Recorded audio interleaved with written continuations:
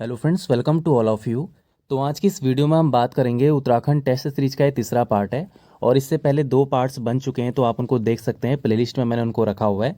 तो काफ़ी इंपॉर्टेंट वो वीडियो आपके लिए होने वाली है। अगर बात करें पार्ट सेकंड की, तो उसमें मैंने आपसे दो क्वेश्चन पूछे थे। और जो पहला क्वेश्चन था वो था पंच केदार को लेकर के, और जो दूसरा क्वेश्चन था वो था बैजनाथ मंदिर समूह को लेकर के। तो यहाँ पे जो राइट आंसर था पंच केदार में, वो था केदारनाथ, मधमेश्वर नाथ, तुंगनाथ, रुद्रनाथ और कल्पेश्वर नाथ जो है ये पंच केदारों में शामिल हैं। तो इसी क्रम में आपको इसे याद रखना है, केदारनाथ, मधमेश्वर नाथ, तुंगनाथ, रुद्रनाथ और कल्पेश्वर नाथ। और साथ ही साथ जो दूसरा क्वेश्चन हमारा था वो था बैजनाथ मंदिर समूह को लेकर के। अगर बात करें बैजनाथ मंदिर की, तो देखिए ये बागेश्वर जिले में स्थित है और गरुड़ ब्लॉक में ये पड़ता है बागेश्वर की। और ये 26 मंदिरों का समूह है। ये कत्यूर काल का बना हुआ मंदिर है बैजनाथ मंदिर समूह, जो कि 26 मंदिरों का समूह है। और सरयू और गरुड़ गंगा नदी के संगम पर स्थित है बैजनाथ मंदिर। तो याद रखेंगे, इंपॉर्टेंट क्वेश्चन है, एग्जाम में पूछा जाता है। तो सरयू और गरुड़ गंगा नदी के संगम पर स्थित है बैजनाथ मंदिर, जो कि 26 मंदिरों का समूह है। तो आप में से कुछ लोगों ने जो है कमेंट में भी इसका जवाब दिया था, जिसमें विशाल हैं, हेम है, प्रमोद सिंह जी हैं, साथ ही साथ प्रियंका हैं। तो आप सभी ने जो है इसका जवाब दिया था कमेंट में। तो दोस्तों, आप ऐसे ही जो है वीडियो को देखते रहें और आपको बहुत हेल्प मिलने वाली है आने वाले सभी एग्जाम में। तो आगे बढ़ते हैं और हम लेते हैं आज के क्वेश्चंस को, जो कि बहुत ज़्यादा इंपॉर्टेंट है। तो देखिए, पहला क्वेश्चन हमारा यहाँ पे है, कुमाऊं परिषद की स्थापना कब की गई? कुमाऊं परिषद की स्थापना कब की गई? इसका जो राइट आंसर है वो है 1916 में। 1916 में कुमाऊं परिषद की स्थापना की गई थी। अगर देखें इसकी डेट की, तो देखिए 30 सितंबर 1916 को कुमाऊं परिषद की स्थापना की गई थी, जो कि नैनीताल में की गई। तो याद रखेंगे, क्वेश्चन पूछा जा सकता है कि कुमाऊं परिषद की स्थापना उत्तराखंड के किस जिले में हुई, और वहाँ पे एक ऑप्शन देगा अल्मोड़ा। तो अल्मोड़ा नहीं, इसका जो राइट आंसर होगा वो होगा नैनीताल में कुमाऊं परिषद की स्थापना हुई थी, जो कि 30 सितंबर 1916 को हुई थी। साथ ही साथ जो कुमाऊं परिषद है, इसकी कल्पना सबसे पहले जो है 31 मार्च 1916 को अल्मोड़ा अखबार में प्रकाशित हुई थी।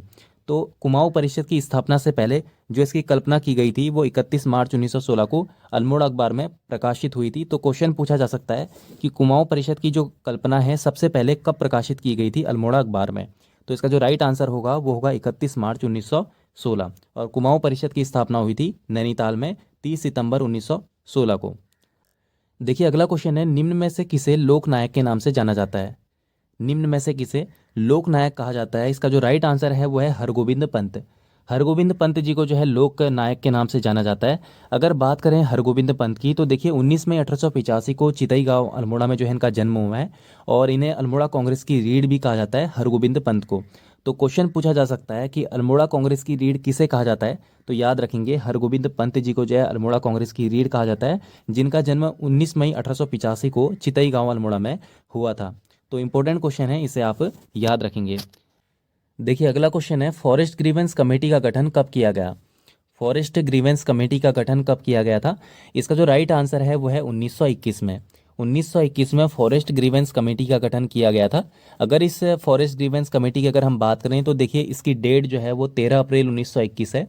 तो याद रखेंगे, 13 अप्रैल 1921 को इस कमेटी का गठन किया गया था। और ये फॉरेस्ट ग्रीवेंस कमेटी के गठन का जो उद्देश्य था वो जनता की जो समस्याएं थी वनों को लेकर के, उनको दूर करना था। तो क्वेश्चन पूछा जा सकता है कि फॉरेस्ट ग्रीवेंस कमेटी के गठन का क्या उद्देश्य था? तो याद रखेंगे, जनता की वन समस्याओं को दूर करना। साथ ही साथ फॉरेस्ट ग्रीवेंस कमेटी ने जो है अपनी रिपोर्ट दी थी 28 अक्टूबर 1921 को। तो याद रखेंगे, 28 अक्टूबर 1921 को जो है फॉरेस्ट ग्रीवेंस कमेटी ने अपनी रिपोर्ट दी थी, और इसका गठन जो है वो 13 अप्रैल 1921 को हुआ था। इसका उद्देश्य जनता की वन समस्याओं को दूर करना था। देखिए, अगला क्वेश्चन है, कुमाऊं में वन विभाग की स्थापना कब हुई? कुमाऊं में वन विभाग की स्थापना कब हुई? इसका जो राइट आंसर है वो है 1868 में। 1868 में कुमाऊं में वन विभाग की स्थापना की गई थी। अगर बात करें यहाँ पे गढ़वाल की, तो देखिए 1869 में। तो याद रखेंगे, पहले कुमाऊं में हुई 1868 में, उसके बाद गढ़वाल में हुई। और जो कुमाऊं और गढ़वाल में स्थापित जो वन विभाग है, इनके संरक्षक बनाए गए थे प्रियसन को। जब कुमाऊं में और गढ़वाल में वन विभाग की स्थापना की गई थी, तो दोनों के जो संरक्षक थे, ये प्रियसन को बनाया गया संरक्षक। तो याद रखेंगे, कुमाऊं और गढ़वाल में स्थापित जो वन विभाग हैं, इनके संरक्षक थे पियर्सन। तो इंपॉर्टेंट क्वेश्चन है, इसे आप याद रखेंगे। अगला क्वेश्चन लेते हैं, हमारा नेक्स्ट क्वेश्चन है, डिबेटिंग क्लब की स्थापना किसके द्वारा की गई थी? डिबेटिंग क्लब की स्थापना किसके द्वारा की गई थी? इसका जो राइट आंसर है वो है बुद्धि बल्लभ पंत। बुद्धि बल्लभ पंत जी के द्वारा जो है डिबेटिंग क्लब की स्थापना की गई थी। अगर बात करें डिबेंटिंग क्लब की तो देखिए 1870 में इसकी जो है स्थापना हुई थी अल्मोड़ा में। और डिबेंटिंग क्लब के जो संरक्षक थे वो थे भीम सिंह। तो याद रखेंगे, भीम सिंह डिबेंटिंग क्लब के जो है संरक्षक थे। और वहीं जो डिबेंटिंग क्लब है इसकी स्थापना 1870 में बुद्धि बल्लभ पंत के द्वारा की गई थी अल्मोड़ा में। अगला क्वेश्चन लेते हैं, हमारा नेक्स्ट क्वेश्चन है, देखिए अगला क्वेश्चन है, गढ़वाली भाषा का प्रथम समाचार पत्र कब प्रकाशित हुआ था? गढ़वाली भाषा का प्रथम समाचार पत्र कब प्रकाशित हुआ था? इसका जो राइट आंसर है वो है 1913 में। 1913 में गढ़वाली भाषा का प्रथम समाचार पत्र जो था, जिसका नाम था विशाल कीर्ति, तो ये जो है प्रकाशित हुआ था 1913 में। अगर बात करें विशाल कीर्ति की तो देखिए ये गढ़वाली भाषा का पहला समाचार पत्र था, जो कि 1913 में सदानंद कुकरेती जी के द्वारा इसका जो है संपादन किया गया था पौड़ी गढ़वाल से। तो याद रखेंगे, पौड़ी गढ़वाल से विशाल कीर्ति जो समाचार पत्र था, गढ़वाली भाषा का पहला समाचार पत्र, तो ये प्रकाशित हुआ था 1913 में। और इसके जो संपादक थे वो थे सदानंद कुकरेती।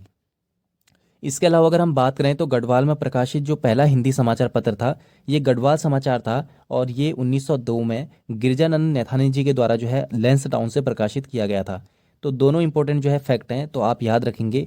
तो गढ़वाल में प्रकाशित जो पहला हिंदी समाचार पत्र था वो था गढ़वाल समाचार, जो कि 1902 में गिरिजानंद नैथानी जी के द्वारा लैंसडाउन से प्रकाशित हुआ था। जबकि जो पहला गढ़वाली समाचार पत्र था विशाल कीर्ति, वो 1913 में पौड़ी गढ़वाल से सदानंद कुकरेती जी के द्वारा जो है संपादित किया गया था। देखिए अगला क्वेश्चन है, लाल मंडी किले का निर्माण किसने करवाया था? लाल मंडी किले का निर्माण किसने करवाया था? इसका जो राइट आंसर है वो है कल्याण चंद। कल्याण चंद के द्वारा लाल मंडी किले का निर्माण करवाया गया था। अगर बात करें कल्याण चंद की तो देखिए कल्पानी गार्ड जो ताम्रपत्र है, ये भी जो है कल्याण चंद से संबंधित है। इसके अलावा कल्याण चंद के समय ही जो राजधानी है वो अल्मोड़ा पूर्ण रूप से बनी थी। कल्याण चंद से पहले के जो शासक हैं उनकी राजधानी चंपावत में थी, जबकि जो कल्याण चंद है इसके समय में राजधानी बनी थी अल्मोड़ा कल्याण चंद के समय में। तो कल्याण चंद के समय में राजधानी चेंज हुई थी अल्मोड़ा में, इससे पहले के जो शासक थे उनकी राजधानी चंपावत में थी। तो इंपॉर्टेंट क्वेश्चन है, एग्जाम में पूछा जा सकता है। देखिए अगला क्वेश्चन है, कार्तिकेयपुर वंश में क्षेत्रपाल का संबंध किस चीज़ से था? कार्तिकेयपुर वंश में क्षेत्रपाल का संबंध किस चीज़ से था? इसका जो राइट आंसर है वो है कृषि से। जो कार्तिकेयपुर वंश था इसमें क्षेत्रपाल जो है वो कृषि उन्नति का ध्यान रखता था। अगर इसमें इससे जुड़े कुछ और फैक्ट हम देखें तो देखिए जो क्षेत्रपाल है वो कृषि उन्नति का ध्यान रखता था, औपचारिक जो है वो भूमि के अभिलेख रखता था, और भोगपति कर वसूली जो है करता था, और खंडपति जो है ये वनों की रक्षा करता था। और ये सभी जो है इंपॉर्टेंट फैक्ट हैं कार्तिकेयपुर वंश से। तो आप याद रखेंगे, क्षेत्रपाल कृषि उन्नति का ध्यान रखता था, औपचारिक भूमि के अभिलेख रखता था, भोगपति कर वसूली करता था, और खंडपति जो है ये वनों की रक्षा करता था। तो इंपॉर्टेंट क्वेश्चन है, एग्जाम में पूछा जाएगा। देखिए अगला क्वेश्चन है, कत्यूर वंश का अंतिम शासक कौन था? कत्यूर वंश का अंतिम शासक कौन था? तो जो इसका राइट आंसर है वो है ब्रह्मदेव। ब्रह्मदेव जो है कत्यूर वंश का अंतिम शासक था। आप मुझे कमेंट करके बताएंगे कि कत्यूर वंश की जो स्थापना है वो किसने की थी, कत्यूरी वंश की स्थापना। तो एग्जाम में कई बार ये क्वेश्चन पूछा भी गया है। तो कत्यूरी वंश की स्थापना किसने की थी, ये आप मुझे कमेंट करके बताएंगे। इसका जो अंतिम शासक था वो था ब्रह्मदेव। देखिए अगला क्वेश्चन है, जोशीमठ में नरसिंह मंदिर का निर्माण किस शासक ने करवाया था? जोशीमठ में नरसिंह मंदिर का निर्माण किस शासक ने करवाया था? इसका जो राइट आंसर है वो है बसंत देव ने। जोशीमठ में नरसिंह मंदिर का निर्माण करवाया था बसंत देव ने। अगला क्वेश्चन देखते हैं, हमारा नेक्स्ट क्वेश्चन यहाँ पे है, आधुनिक यमुनोत्री मंदिर का निर्माण किस पवार शासक ने करवाया था? आधुनिक यमुनोत्री मंदिर का निर्माण किस पवार शासक ने करवाया था? इसका जो राइट आंसर है वो है प्रताप शाह ने। आधुनिक यमुनोत्री मंदिर का निर्माण प्रताप शाह के द्वारा करवाया गया था। और ये यमुनोत्री मंदिर काफ़ी फेमस है, जो कि उत्तरकाशी जिले में है, और यहाँ से एग्जाम में काफ़ी क्वेश्चन पूछे जाते हैं। तो इसको हम देख लेते हैं। देखिए सर्वप्रथम यमुनोत्री मंदिर का जो निर्माण है वो सुदर्शन शाह के द्वारा करवाया गया था 1850 में। उसके बाद यमुनोत्री में काले पत्थर की जो यमुना की मूर्ति है वो स्थापित की थी भवानी शाह ने। और आधुनिक यमुनोत्री मंदिर का निर्माण करवाया था प्रताप शाह ने। और पुनर्निर्माण जो है यमुनोत्री मंदिर का वो जयपुर की महारानी थी गुलेरिया, तो उनके द्वारा किया गया था पुनर्निर्माण। तो ये काफ़ी इंपॉर्टेंट फैक्ट हैं और एग्जाम में यहाँ से क्वेश्चन पूछे जाते हैं। सर्वप्रथम यमुनोत्री मंदिर का निर्माण सुदर्शन शाह 1850। यमुनोत्री में काले पत्थर की जो यमुना की मूर्ति है वो स्थापित की भवानी शाह ने। आधुनिक यमुनोत्री मंदिर का निर्माण किया प्रताप शाह ने, और पुनर्निर्माण करवाया था जयपुर की महारानी गुलेरिया ने। तो इंपॉर्टेंट क्वेश्चन है, आप इसे ध्यान में रखेंगे। अगला क्वेश्चन देखते हैं, हमारा नेक्स्ट क्वेश्चन यहाँ पे है, द्वाराहाट मंदिर समूह को कितने वर्गों में बांटा गया है? द्वाराहाट मंदिर समूह को कितने वर्गों में बांटा गया है? इसका जो राइट आंसर है वो है 3 वर्गों में। द्वाराहाट मंदिर समूह को 3 वर्गों में बांटा गया है। कौन कौन से वो 3 वर्ग हैं उसको हम देख लेते हैं। देखिए द्वाराहाट मंदिर समूह को 3 वर्गों में बांटा गया है, जिसमें पहला है रत्नदेव मंदिर समूह, दूसरा है कचहरी मंदिर समूह और तीसरा है मनियान मंदिर समूह। तो इंपॉर्टेंट क्वेश्चन है, ध्यान में रखेंगे। द्वाराहाट मंदिर को 3 वर्गों में बांटा गया है, रत्नदेव, कचहरी और मनियान मंदिर समूह। अगला क्वेश्चन देखते हैं। हमारा नेक्स्ट क्वेश्चन यहाँ पे है, केदारनाथ की शीतकालीन पूजा किस स्थान पर होती है? केदारनाथ की शीतकालीन पूजा किस स्थान पर होती है? इसका जो राइट आंसर है वो है ऊखीमठ। ऊखीमठ के ओंकारेश्वर मंदिर में जो है केदारनाथ की शीतकालीन पूजा होती है। ये क्वेश्चन काफ़ी ज़्यादा इंपॉर्टेंट है, और यही नहीं बल्कि इसके अलावा बद्रीनाथ है, गंगोत्री है, यमुनोत्री है, यहाँ से भी एग्जाम में क्वेश्चन पूछे जाते हैं कि इनकी शीतकालीन पूजा कहाँ होती है, क्योंकि 4 धाम में ये शामिल हैं। तो इंपॉर्टेंट क्वेश्चन ये बन जाता है। तो इसको हम देख लेते हैं कि कौन से मंदिर की शीतकालीन पूजा कहाँ पे होती है। अगर बात करें हम देखिए केदारनाथ की, तो ऊखीमठ के ओंकारेश्वर मंदिर में इसकी पूजा होती है, शीतकालीन पूजा। बद्रीनाथ की जो शीतकालीन पूजा है वो जोशीमठ के नरसिंह मंदिर में होती है। यमुनोत्री की शीतकालीन पूजा खरसाली के सोमेश्वर देवालय में होती है, और गंगोत्री की जो शीतकालीन पूजा है वो मुखवा गांव के मार्कंडेय मंदिर में होती है। तो ये सभी स्थान हैं जहाँ पे शीतकालीन पूजा की जाती है। केदारनाथ की है ऊखीमठ के ओंकारेश्वर मंदिर में, बद्रीनाथ की है जोशीमठ के नरसिंह मंदिर में, यमुनोत्री की है खरसाली के सोमेश्वर देवालय में, और गंगोत्री की है मुखवा गांव के मार्कंडेय मंदिर में। तो ये सभी ऐसे स्थल हैं जहाँ पे शीतकालीन पूजा की जाती है इन सभी धामों की। देखिए अगला क्वेश्चन है, स्वामी विवेकानंद का आगमन कसार देवी मंदिर में कब हुआ था? स्वामी विवेकानंद का आगमन कसार देवी मंदिर जो कि अल्मोड़ा जिले में है, तो यहाँ पर जो है स्वामी विवेकानंद का आगमन कब हुआ था? तो जो इसका राइट आंसर है वो है 1890 में। स्वामी विवेकानंद का जो आगमन है कसार देवी मंदिर में वो 1890 में हुआ था। अगर हम यहाँ पे बात करें कसार देवी मंदिर की, तो देखिए जो कसार देवी मंदिर है ये अल्मोड़ा में कश्यप पहाड़ी में ये है, और 1890 में स्वामी विवेकानंद का यहाँ पे आगमन हुआ था।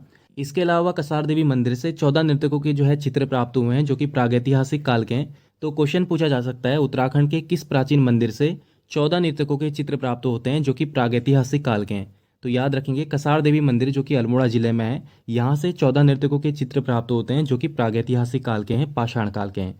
अगला क्वेश्चन हम देखते हैं। हमारा नेक्स्ट क्वेश्चन यहाँ पे है, चंद्र सिंह गढ़वाली मूल रूप से कहाँ के निवासी थे? चंद्र सिंह गढ़वाली मूल रूप से कहाँ के निवासी थे? इसका जो राइट आंसर है वो है पौड़ी गढ़वाल। चंद्र सिंह गढ़वाली मूल रूप से पौड़ी गढ़वाल के निवासी थे। अगर हम बात करें यहाँ पे चंद्र सिंह गढ़वाली जी की, तो देखिए 25 दिसंबर 1891 में पौड़ी गढ़वाल में इनका जन्म हुआ था। इनके पिता का नाम जो है जलोच सिंह भंडारी था, पत्नी इनकी थी भागीरथी देवी, और इनका जो डाक टिकट है वो जारी हुआ था 1994 में। तो याद रखेंगे 1994 में डाक टिकट जारी हुआ था चंद्र सिंह गढ़वाली जी पर। इनका जन्म 25 दिसंबर 1891 में पौड़ी गढ़वाल में हुआ था। पिता थे जलोच सिंह भंडारी और पत्नी थी भागीरथी देवी। अगला क्वेश्चन देखते हैं। नेक्स्ट क्वेश्चन यहाँ पे है, प्राचीन नाम मकरपुर किस स्थान का था?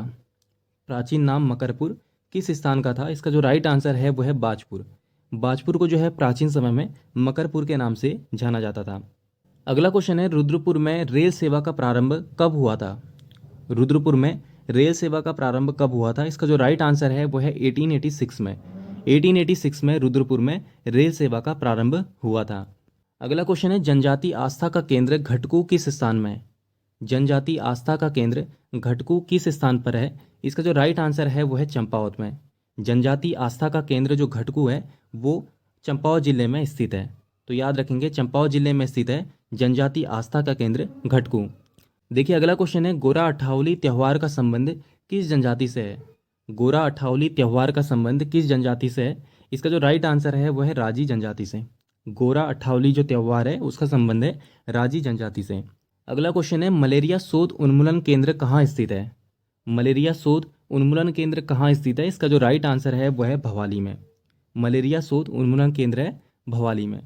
देखिए अगला क्वेश्चन है, शांति ठाकुर का संबंध किस जिले से है? शांति ठाकुर का संबंध किस जिले से है? इसका जो राइट आंसर है वो है उत्तरकाशी।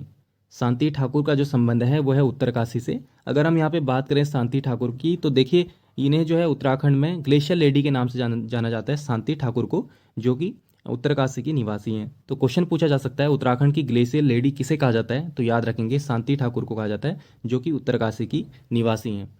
देखिए अगला क्वेश्चन है, गौरा देवी को प्रथम वृक्षमित्र सम्मान से कब सम्मानित किया गया था? गौरा देवी को प्रथम वृक्षमित्र सम्मान से कब सम्मानित किया गया था? इसका जो राइट आंसर है वो है 1886 में। 1886 में गौरा देवी को प्रथम वृक्षमित्र सम्मान से सम्मानित किया गया था। अगर बात करें गौरा देवी की, तो देखिए इनका जन्म जो है 1925 को लाता गांव चमोली में हुआ था और इनके पति का नाम था मेहरबान सिंह। और इन्होंने चिपको जो आंदोलन है, चिपको मूवमेंट जो है वो 26 मार्च 1974 को इनने चिपको आंदोलन शुरू किया था। तो क्वेश्चन पूछा जाता है कि चिपको आंदोलन की शुरुआत कब से हुई थी, तो याद रखेंगे 26 मार्च 1974 को चिपको आंदोलन की शुरुआत हुई थी, जो कि गौरा देवी के नेतृत्व में किया गया था। 1925 में इनका जन्म हुआ था लाता गांव चमोली में, पति का नाम था मेहरबान सिंह।